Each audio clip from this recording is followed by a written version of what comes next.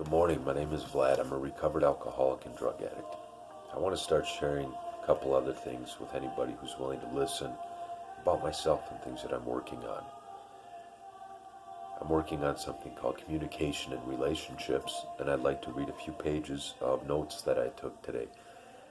Not exactly plagiarism, because I don't know who the author is, but I didn't write this myself.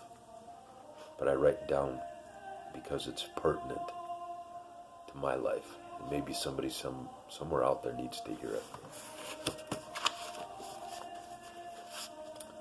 For March 14th, communication in relationships. No lines, no borders to learning. Quote of the day: learn from the past. Set vivid, detailed goals for the future. And live in the only moment of time over which you have any control. Now, it's a quote from Dennis Waitley. How to improve communication in relationships. There are 7 essential skills.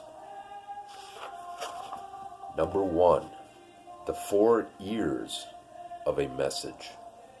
There are 4 ears in every message. Fact, what I inform about. Data, facts, and statements. Self-revealing, what I reveal about myself. Information about the sender. Relationship, what I think about you. Information about how we get along. And then appeal, what I want to make you do. An attempt to influence the receiver. There is never the same emphasis put on each of the 4 facets, and the emphasis can be meant or understood differently.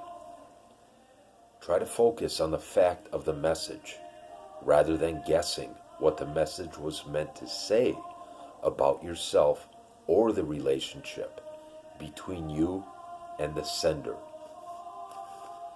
Number 2, active listening. This is huge. Of course, I've already read through this part because I wrote it down, but this really hit me heavily because I deal with people like this a lot. They're always waiting for you to finish talking so they can say something. If somebody can actively listen to what you're saying, they are showing you a really big sign of respect. Number 2, active listening. Active listening is more than waiting for your turn to speak. Stop thinking about what to say next. Stop judging what the other person is saying. Instead, be present in the moment and truly listen to the other person. And remember, 1, show your attention, non-verbal involvement. Number 2, pay attention to your vis-a-vis, which translates literally from the French for face to face. Pay attention to your vis-a-vis, not your own thoughts. 3, do not judge what they say.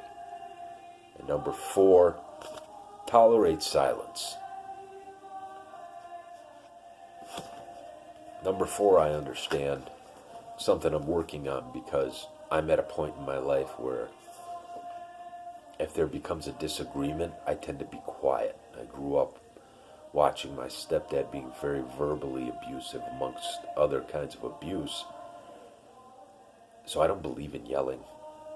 I really don't like the raising of voices. And I like my silence tolerated. I'm going to be learning a lot going through this. It's going to take a while. And I hope you're patient with me. We can learn a lot together. Thanks. This is going to be really good.